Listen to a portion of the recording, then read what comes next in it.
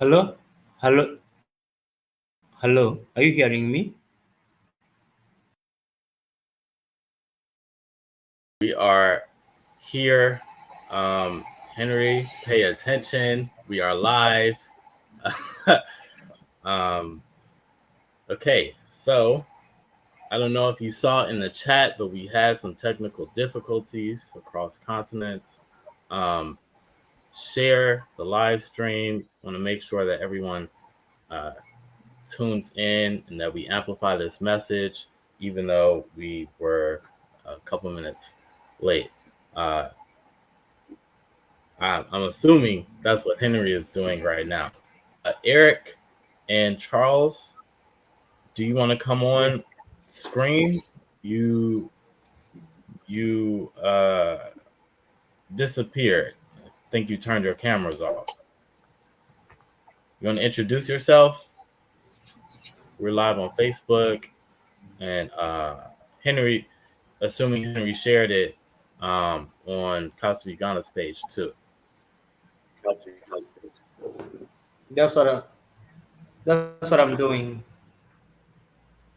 Great.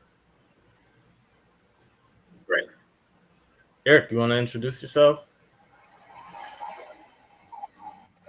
Oh yeah, sure. I'm Eric. I'm Eric Sally, and I'm a member of the board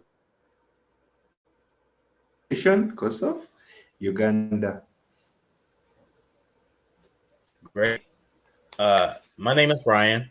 I am founder of For All of Us, and we organized this fundraiser, this panel to uplift this message. There's so much going on in Uganda, um, particularly with LGBTI rights and the way that that intersects also with uh, different health issues going on with the Ebola outbreak. All these things obviously have a different context with the intersectionality of being queer. So next up, Henry, why don't you introduce yourself?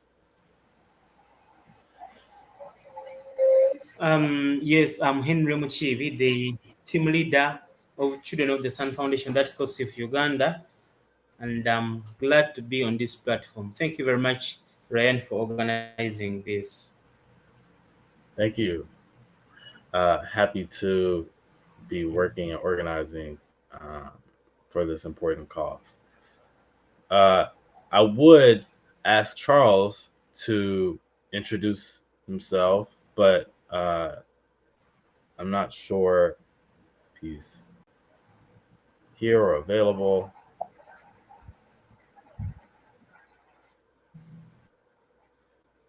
Oh, it looks like maybe we have someone from the actual shelter on too. Do you want to introduce yourself, Emma? Yes, my name is Emma, and I'm happy to be here. Do you? Well, thank you. Um, are you at the shelter? This is my first time meeting you, Emma. So it's nice to meet you. Yeah, nice meeting you too. It's also my first time meeting you. Yeah, I would think so.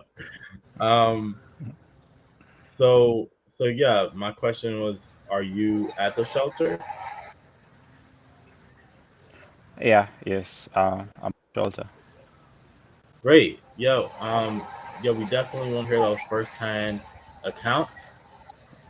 I do want to turn it back over to Henry first to talk a little bit more about the organization and its work, but we definitely want to get your story in there too.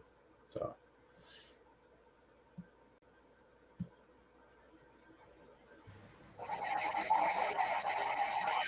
Henry, Yes, hello.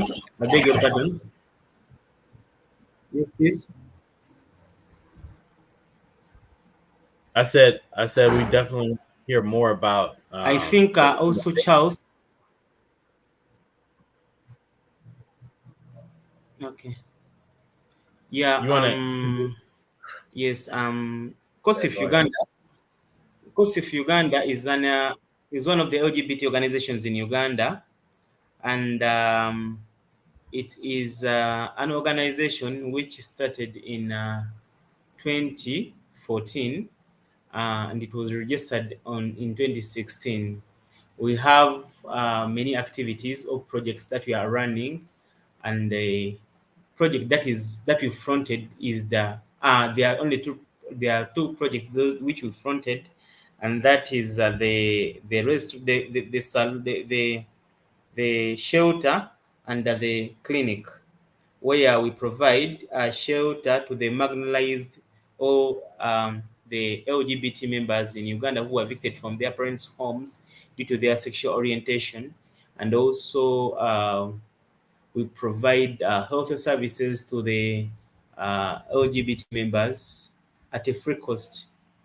Yeah, and all our services are provided to the vulnerable LGBT members in Uganda. Yeah, that is it. Maybe my boss, the, the body member should also continue from there. Thank you.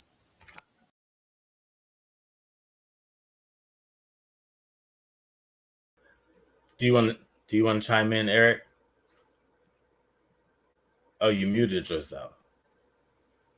Oh, sorry. All right. So, thank you, Henry. Yes, as you've introduced COSOF, the organization has been standing for this couple of years, and we have tried to provide shelter to the most vulnerable LGBTI, as Henry has mentioned. And it has been now a very tricky moment since the start of COVID and grappling with the different issues that COVID brought in, and the recent insecurities that are coming in the country are making it even harder for us to really operate smoothly.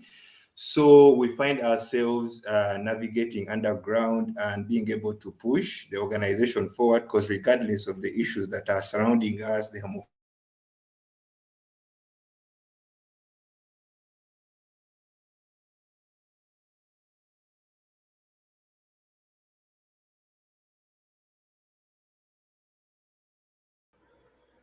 Oh well, he apparently his network gave out. Obviously, there are a lot of issues. I mean, issues in terms of technology equity in Uganda also. So let's hand it back over to uh, Henry.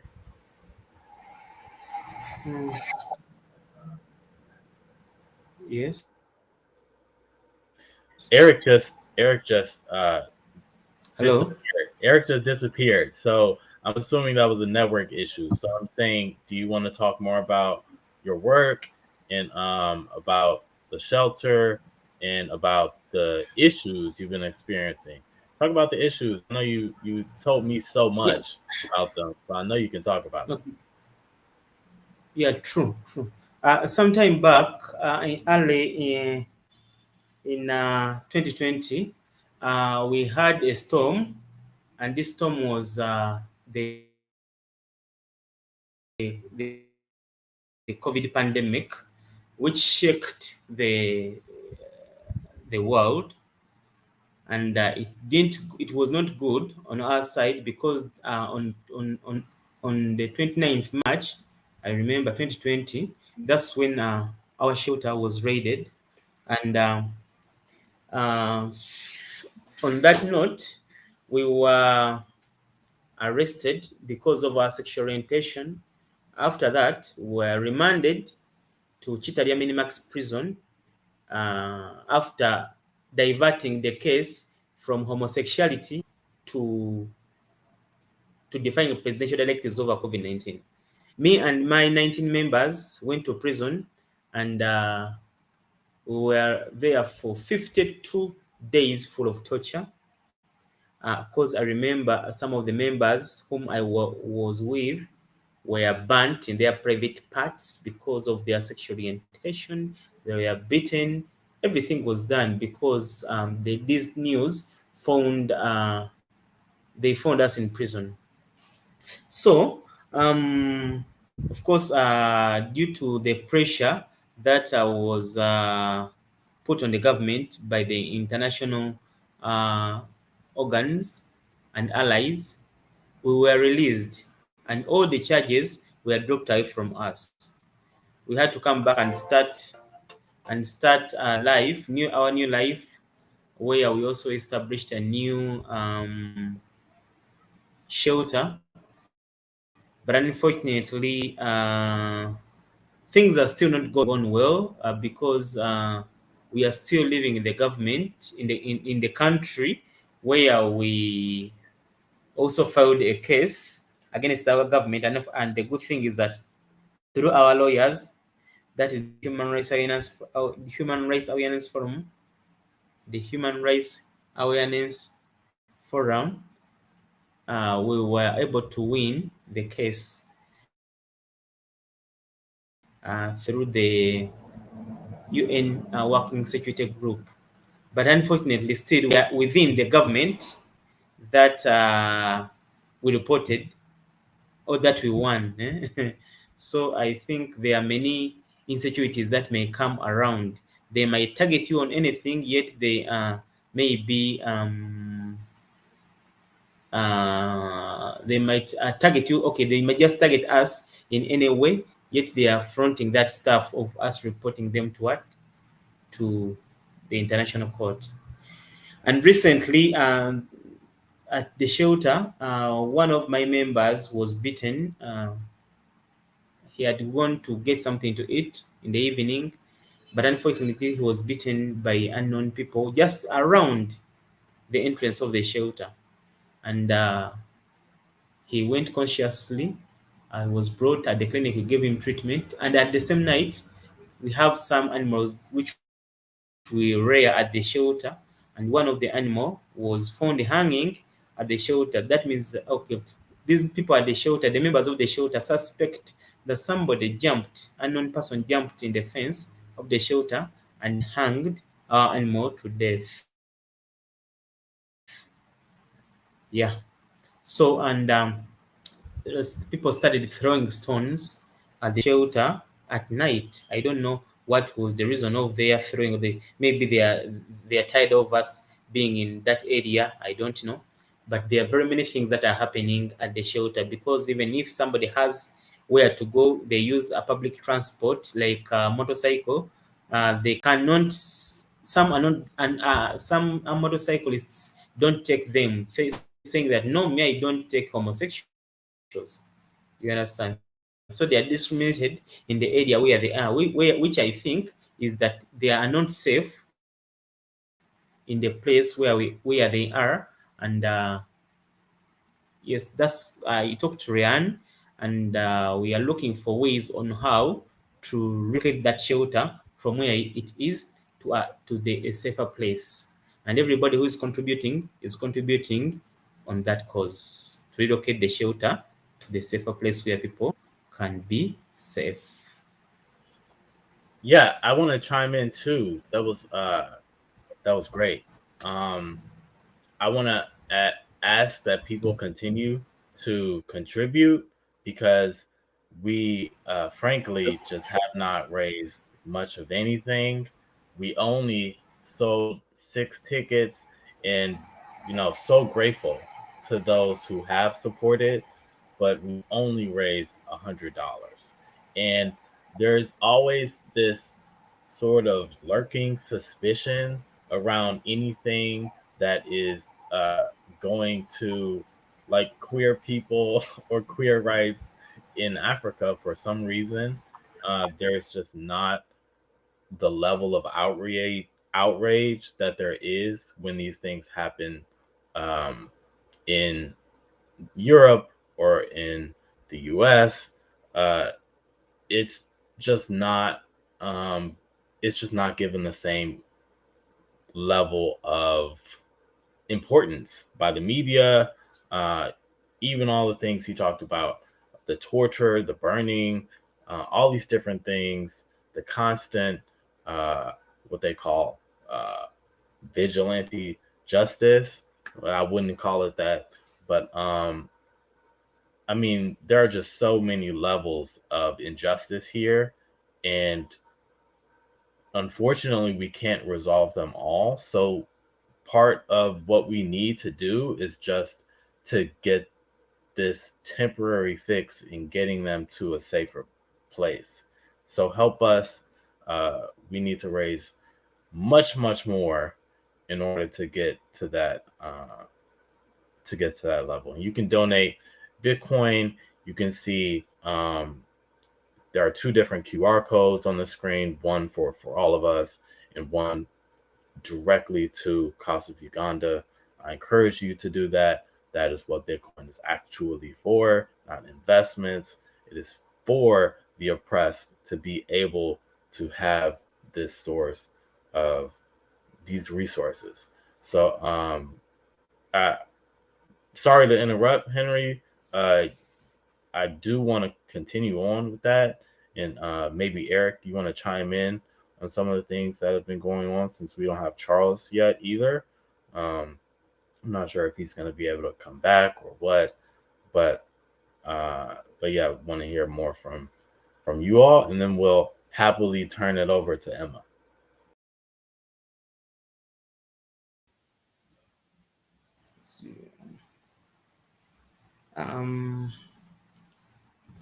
Yes, and I also think that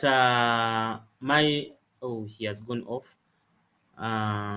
We are so grateful that Eric is on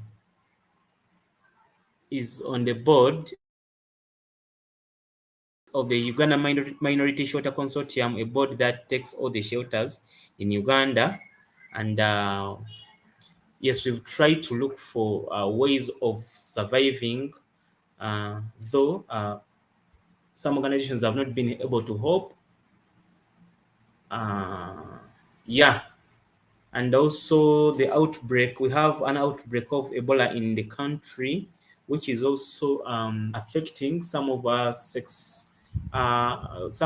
members who are doing sex work, because recently the president put some restrictions or movements to different districts. You never know, somebody was called for work,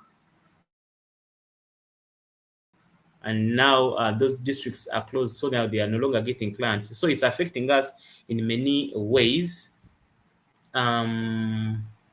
Yeah, and we're expecting still a lockdown in Kampala if the number of people who are infected with the disease goes high.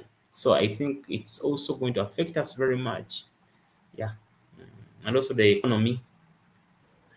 Yeah, I think that point about Eric, I was saying Eric. Eric is one of the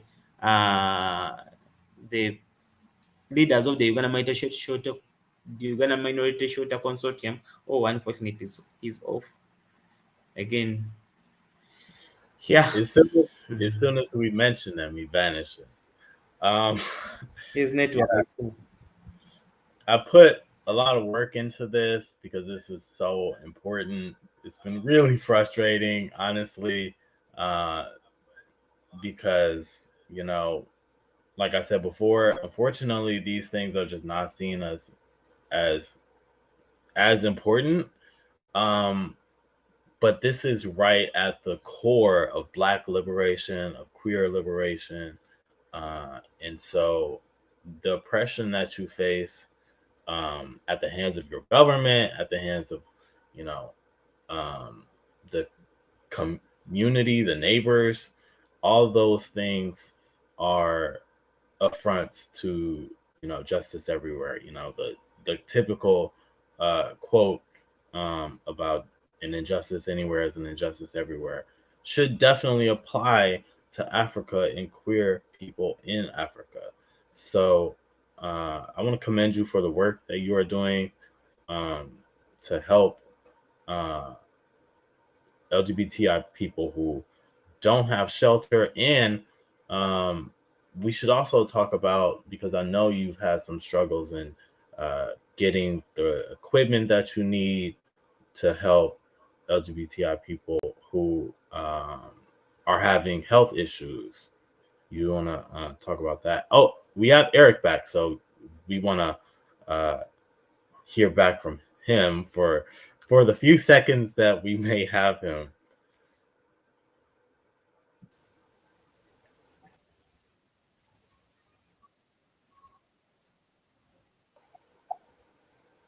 Eric, do you want to say Oh, something? sorry, I don't know. I was kind of talking, then the whole thing froze. I think it was network issue. Can you hear me now?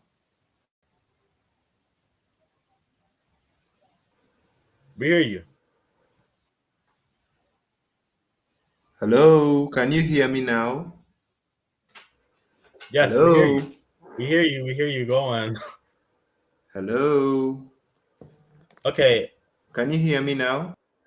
Okay. He's having some issues. Apparently, he couldn't hear us, so I didn't want to just waste too much time with him saying hello. um, let's try again. All right. All right. So, sorry. Go ahead.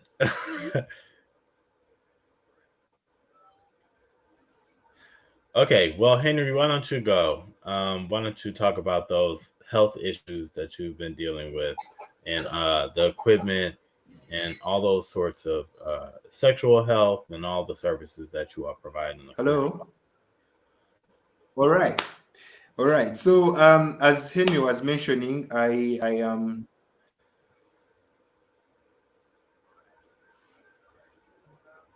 Henry, are you hearing me? I don't think Eric is hearing us, even though we can see him and hear him. He doesn't seem to hear us say that we can hear him. So, Henry, would you speak to those things that I just brought up?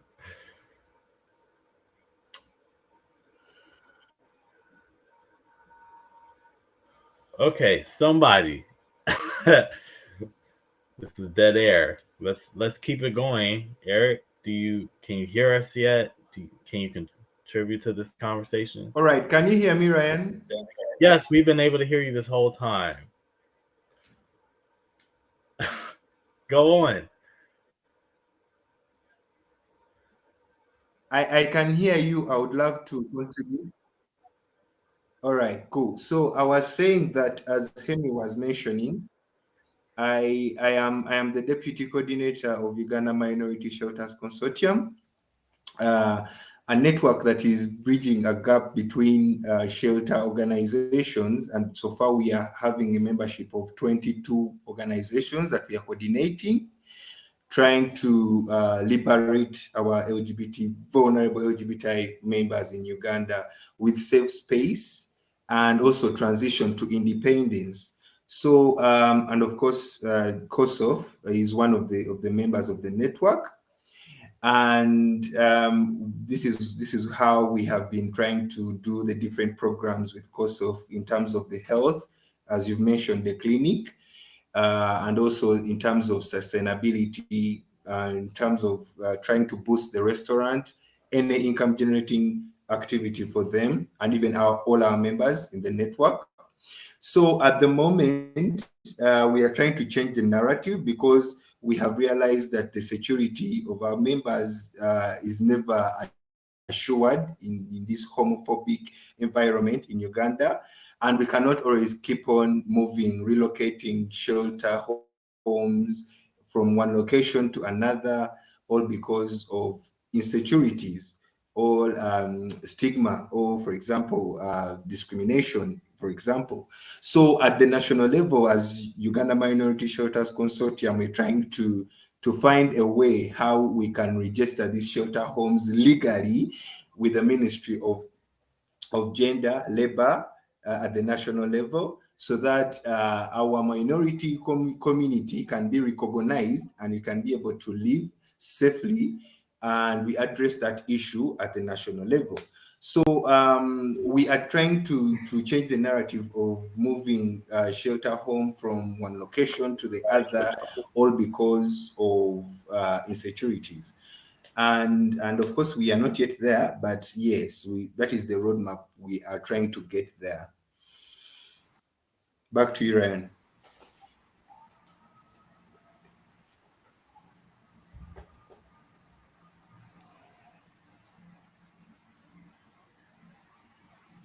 You have muted yourself, Ryan.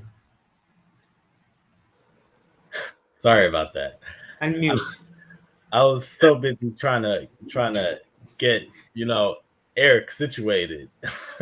But and now he's gone again. But It's the I network. yeah, I don't know. He was fine before, but um the issues that you all deal with, I understand that most of your work is not advocacy. Uh, but I do want to talk about that advocacy, and I also want to talk about the sort of, direct services that you all provide. You all provide direct services to people needing housing and who need healthcare, especially like um, for sexual health. Um, but it's worth mentioning that one of the most prolific advocacy organizations in Uganda was recently shut down by Uganda's government. SMUG, Sexual Minorities Uganda, was recently uh, told that they had to stop their operations. And I'm wondering how those direct interventions by the government to stop any sort of advocacy for queer people, how that is affecting your work in sexual health and in the roles that you play getting people housing. Henry,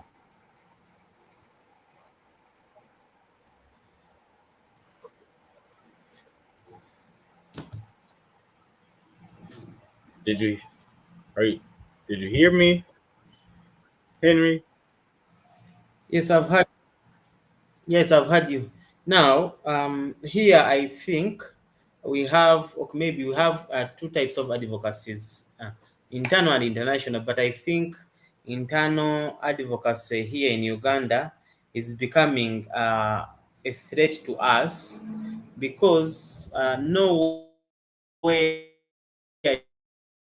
you can go and talk about LGBT issues and you are welcome. Because I remember I was in some of our legal team members talked about they went to the parliament and they were almost beaten, almost, because of talking to the key populations who are the LGBT and the sex workers. So advocacy here is very hard. And now here it comes to the closure of Uganda Sexual Minorities Uganda, the umbrella that uh,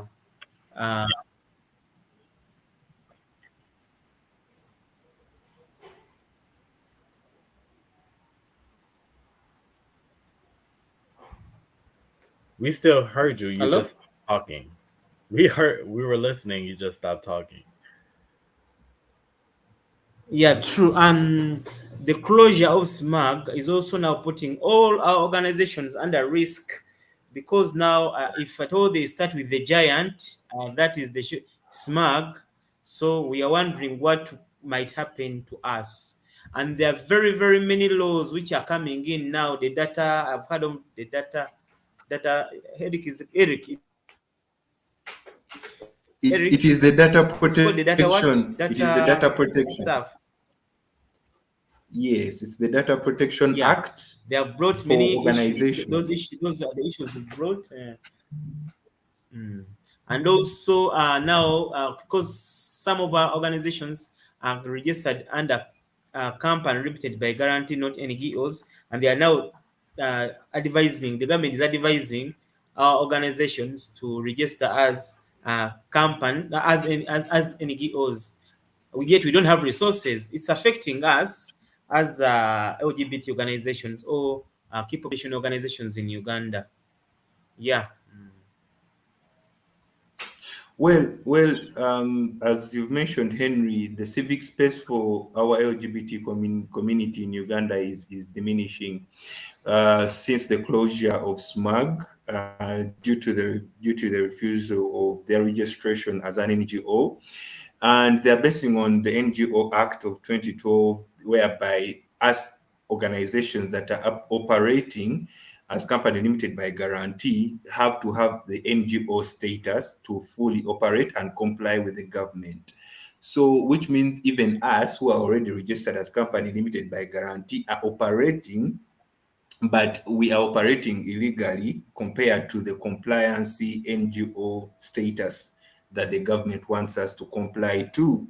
But then again, remember that it's not very easy to register as an NGO when you're having anything related to LGBT in your documentation. That is why also SMAG was refused the registration. So we are trying to change a little bit of narrative in a way that we can try to register as NGOs, but in a way that is not going to put them off or refuse us, because at the end of the day, if your documentation for registration has something like LGBTI, no, of course they will not register you. If your documentation has key population, at the end of the day, still they will not register you. If it has minority, for example, they will not register you. So we are, of course, being strained and we are being pushed in that our civic space is not really going to be, it's not going to be broad if they're really putting us in that spot whereby we cannot be freely allowed to register as us, as us. Yes, we are COSF.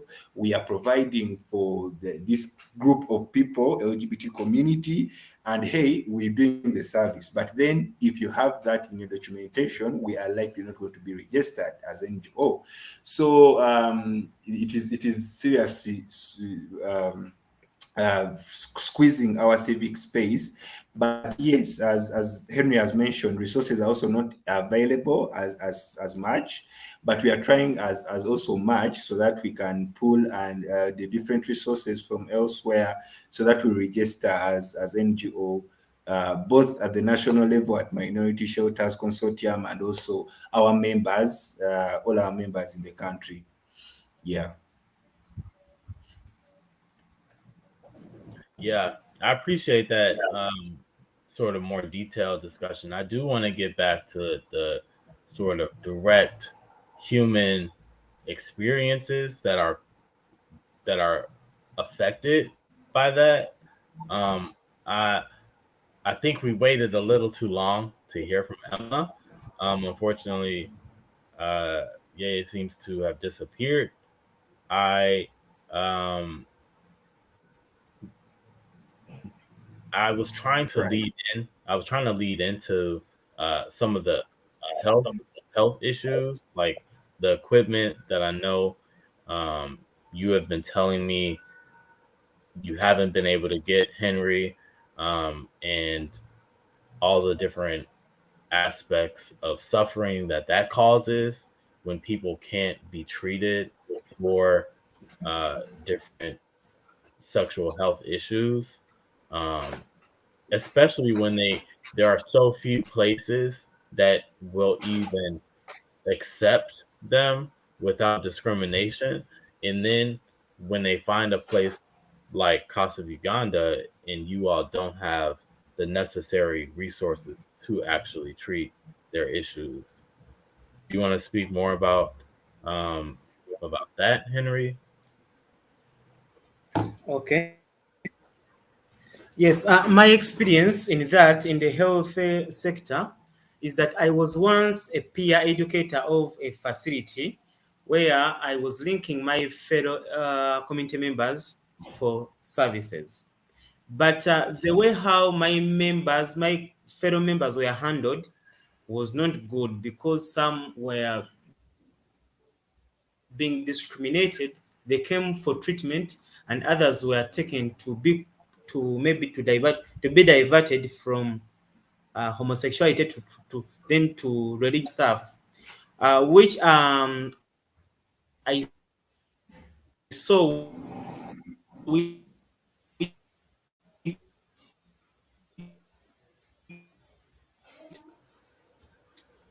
We seem to have as something which is not sat down. I really sat down.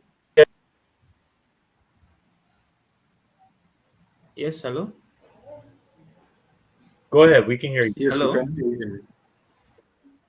Yes, I said there is a facility where I referred a client, and this client was undressed to see for the service providers asked him, well, he was a transgender woman, and they asked her, what's different between you and other men, they started undressing her. It turned me off, and from there I stopped working with that facility, and I came up with an idea of starting COSF Medical Services. um, this With this course of medical services, I had ideas of creating a facility with professional LGBT health workers who give direct services to our members without discrimination. Sometimes it's also good to go to a facility where you know that the person who is going to work on you is your peer. Mm? And from since then, the services are going frequently. People are getting services, although we have some challenges of drug stockouts. Sometimes there are some treatments or services which you give at a free cost. For instance, HIV testing and STI treatment through our partners who give us drugs. I always post this on our social media platforms. Yes, our partners are found there who give us like healthy service, free medication, so that we treat our fellow LGBT members. And recently, we have an outbreak of anwards. This is a very, very dangerous disease for most especially the receptants. People, yeah. Um, People we have right now at our facility, we have 12 cases. We don't have drugs for that. And by the time they came at our facility, we could have hoped them if they came at the early stage, but they came when the situation is worse, and we referred them to where we know they can give them support. But unfortunately, still, due to the demand of this service, they have also run out of drugs. Mm. So it is now when we referred them there, they said that you come back on this date, and the last appointment they made was on 16th next month. Now somebody is in pain from now, or from 1 month ago until 16 next month. So we don't have much, but we are trying as we can to give our members services. Yeah. Yeah, I think you know, I used to see a doctor who honestly just had no idea, didn't know anything about LGBTI, anything, and didn't know what prep was. And the experience is so different. I think um, now, like going to Howard Brown, of course, I'm located in Chicago, and for all of us is based in Chicago. But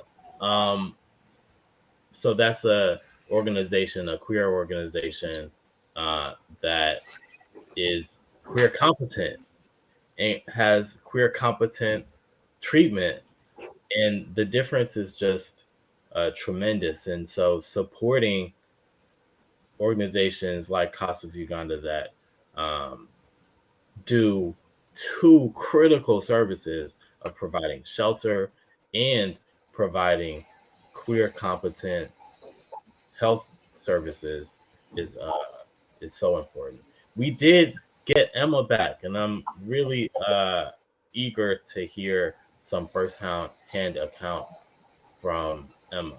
So, uh, where are you now, Emma? Hi, I'm currently at the shelter in Kawempe.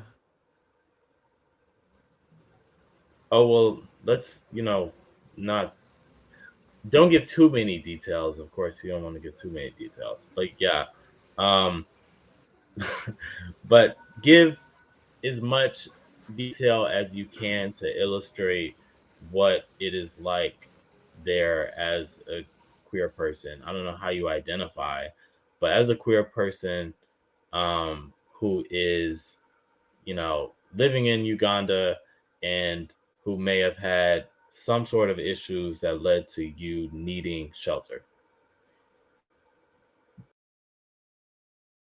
Well, first, I identify as a gay man, and being a gay man here in Uganda, it's not an easy thing. So I had to leave home as early as 17. The moment my parents got to know about my sexuality, it is not something that they were able to tolerate or listen to. So I was able to find shelter with COSF, and it has not been really easy. For instance, of late, ever since they raided and closed off SMAG out here in the community, if one of the members is able to identify you that you're part of the LGBTQ community, they discriminate you there. And then, for instance, I went out today to buy some airtime, and the lady was like, isn't this the guy who are part of the people who are recruiting these young boys, our innocent children, into these evil acts? And I was really shocked. She was like, these people deserve to die. I don't know who even allowed them to stay in our community. So I'm even afraid of going out to go and buy basic, simple things. So it's a really tough situation here. I'm sorry about that. I'm really sorry about that. I want to hear more about your um I guess personal experience too. How long have you been at the shelter, and how many people do you have, and what's the like day to day? I actually lived in a shelter here in in Chicago, and it's a very different situation. Um, so I'm really, but I know that there are still some similarities. So I'm really interested in hearing. Oh, we lost that person. Uh, well, um, we can go back to. Uh, I also have one of the shelter members here, another shelter member here. Okay, Uh, great. yeah, maybe he can share with you. Mm. Hi, you want to introduce yourself? Okay, I'm the one of. Okay, I'm called Andrea Mnaji Casablanca as my trans name, but my biological name I'm called Chibalama Andrew. I'm the occupant of. I'm the monk of the benefits of the shelter or occupant of the shelter member. Yes, apparently right now we have issues about the insecurity, because right now we need to relocate our shelter because some neighbors they started things of saying something to us because they discovered us that we are homosexuals, so we need to relocate from that shelter. Then another thing, the problem, because maybe our ED, there is some issue of funding, because right now, parents, we don't have food, we don't have things to use. Maybe he doesn't have money right now to pay the utilities because he's struggling. he has to pay everything for the shelter, he has to pay everything for the office, or he has a lot of responsibility. But right now we are still struggling. Yes, then another thing we have as we shelter members, like I will I was suggesting that if we have another opportunities of economic empowerment, which that economic empowerment can promote, can help us as we shelter occupants. Like to everyone is entering the shelter, you have given through 5 months, but in within that 5 months, when you're going away out of the shelter, you have something to start up.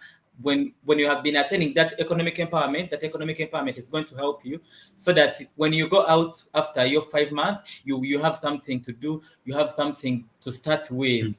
So that's Yeah. what I was suggesting. Yeah, that's a Okay. great suggestion, and that's important in any shelter or any sort of training program. Those are all important, but I want to hear more about like the specific situations about being a queer person. Were you one of the people who experienced when the mayor of Kampala came and attacked the shelter? Were you at the shelter at that time? Yes, please. What was Yes, that please. Me, experience? I'm staying at the shelter all the time, but there is me. I can try to, because I have some experience in decoration and designing. But sometimes I got some jobs. I go there and I work. But there is some occupants. They don't have even any skill. They can't go out. But some of them they are basically focusing on the sex work, so that if he goes somewhere and gets some little money, then he comes back. But they don't have Yeah. skills. They, like me, as me, Okay. like I Yeah. have some skills. I can do this, I can do this, I I can. understand. Yes. But I was asking about if you were there when the mayor of Yes. Kampala came and attacked the shelter. I'm trying to get more information. We don't have much more time. And I just want to get more information about that incident and like the incidents that you all have had of violence. I want to really highlight those. Yes, I was in Namang in COSF 20. I was COSF 11, because I was among in COSF 20. I was among in the raid of Happy Family 44. There is a lot of incidents I go through in this community, but our issue about the COSF 20, it was worse, because we spent 55 days in minimum prison, that is Chitalia. So right now we are some our clients, we lost our bosses, because of the news linked out through the social medias, through the televisions, through everywhere. Yeah, well, I mean, So it's Ryan, important. It's Ryan, important to get that important incident out. I don't want to villainize, the media is the media I know took care, at least the international media took care to try to protect identities, but I know that some of the local ones intentionally exposed you all. For example, I know that like newspapers used to run like hang them, used to run ads to hang gay men, and things like that. So I know there has been very traumatizing and problematic media there. Uh, but let's talk about like the actual, the violence in those things too.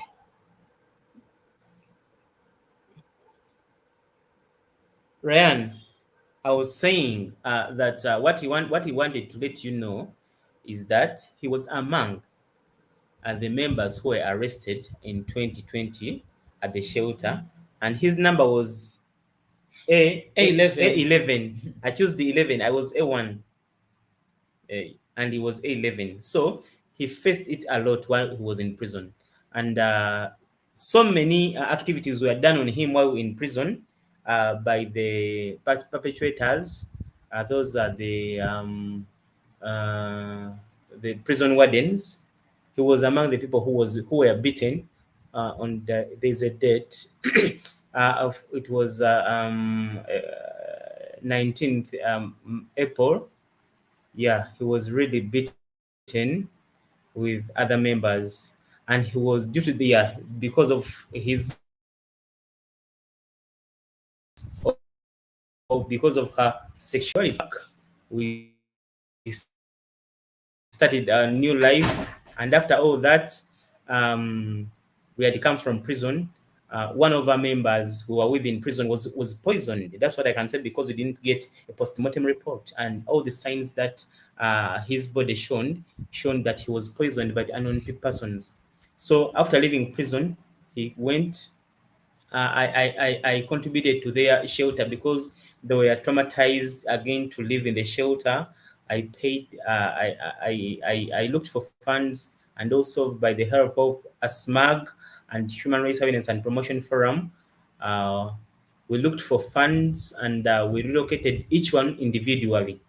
After all that happened, uh, this friend of ours, the brother of ours, was poisoned from his house.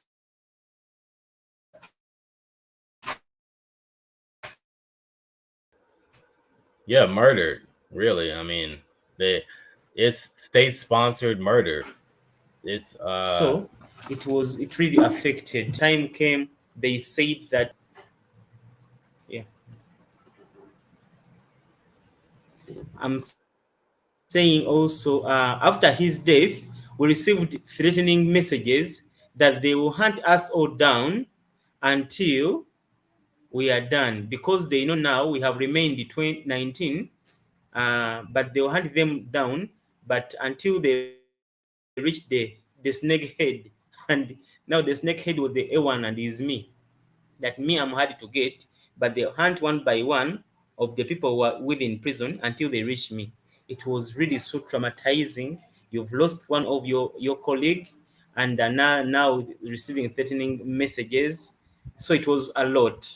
And after that, we had people started coming in my life, at my family. The van raised my car and took some organization paperworks, and also at home, me, I'm a bisexual. My kids were discriminated from. Okay, well, they are sent away from the school which were in, because of the head teachers finding out that their father, to the father of the kids, is a homosexual, because he was outed in the screens of the television, and they said that no, we cannot keep your kids here because they might teach our kids bad behaviors. Now, it's like they are blaming the father, the kids, for the sins of the father. It really hurts me. So what I had to do yeah, is but it's now not. I'm leaving. I want to say too, because it's important to say it's not. It's not a sin of Yes, father. yes, yes, It's yes. It's not. It's not. religious, But I'm just blaming it. crazy Now they are blaming the religious son. zealot. They are blaming my kids because of Crazy. who I am. Maybe that's how I wanted to phrase it. So Yeah. right now I'm living in a hidden life because I also have a family to protect right now. My wife was kicked out from her working place. Eh? So it's too much. It's really too much. Yeah. It definitely Discrimination is is. too much in Uganda. Too much. And now, places where we rent, you hide yourself to you pretend to be straight because we are whom we are, but sometimes we also hide to be straight people. And if our landlords get to know that we are LGBT people, they chase us away from their premises, saying that no, you know what, I fear that anything might happen, and they come and destroy my house. Any mob justice. No, now even our landlords are predicting violence on us.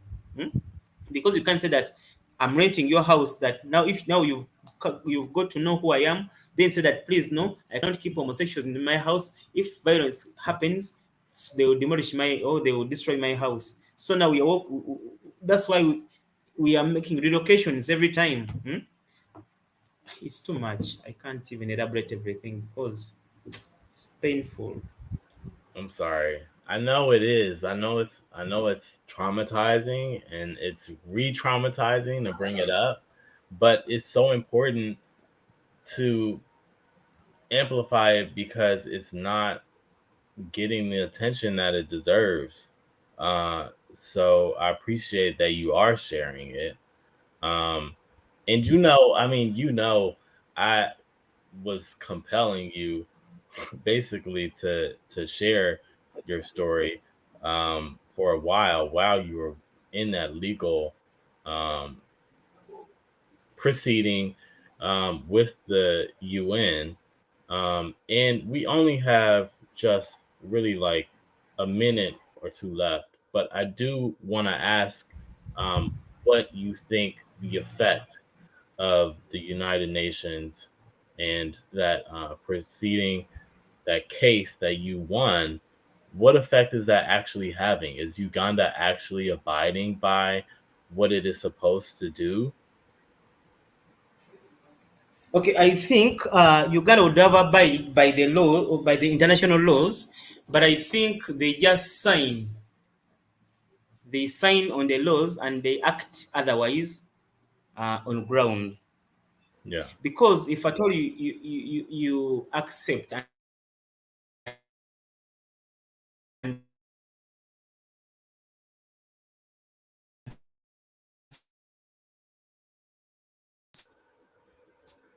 They want to continue to receive that aid.